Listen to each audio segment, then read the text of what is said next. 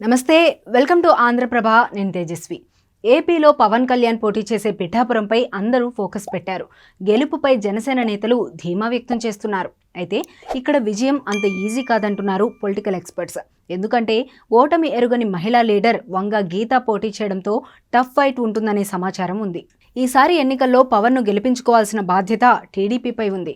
ఇక పిఠాపురం మాజీ MLA TDP in charge SVSN Varma సమావేశం కావడం రాజకీయంగా చర్చనీయాంశంగా మారింది.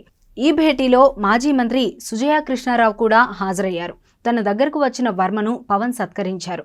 అనంతరం పిఠాపురంలో పొలిటికల్ ఈక్వేషన్స్, ఎన్నికలపై చర్చలు జరిపారు. పిఠాపురంలో ప్రస్తుతం ఉన్న పరిస్థితులు, పరిణామాలు వర్మ పవన్కి వివరించారు. ఎన్నికల వ్యూహం రూపొందించాలన్నది కూడా వారు చర్చించారని సమాచారం. పవన్ని పిఠాపురంలో భారీ మెజార్టీతో గెలిపించుకుంటానని చెబుతున్నారు. ఇక్కడ వార్ వన్ సైడ్ అని కూడా అంటున్నారు. మరోవైపు వర్మ మీదనే ఇప్పుడు టీడీపీ ముఖ్య బాధ్యతలు పెట్టినట్లుగా తెలిసింది. వర్మ 2014లోనే 47,000కు పైగా మెజార్టీ ఓట్లు సాధించారు. ఆయన అక్కడ బలమైన అభ్యర్థిగా ఉన్నారు. ఆయనకు పిఠాపురంలో అణువణువు తెలుసు. వరుసగా 3 ఎన్నికల్లో ఆయన పోటీ చేశారు. పిఠాపురంలో పరిస్థితులు, ప్రజల సమస్యలపై మంచి పట్టుంది వర్మకు. ఎవరిని ఎలా మచ్చిక చేసుకుంటే కలిసి వస్తాయన్నది ఆయనకు తెలుసు. దాంతో వర్మ పవన్ గెలుపు బాధ్యతలను తన మీదనే పూర్తిగా వేసుకున్నారు.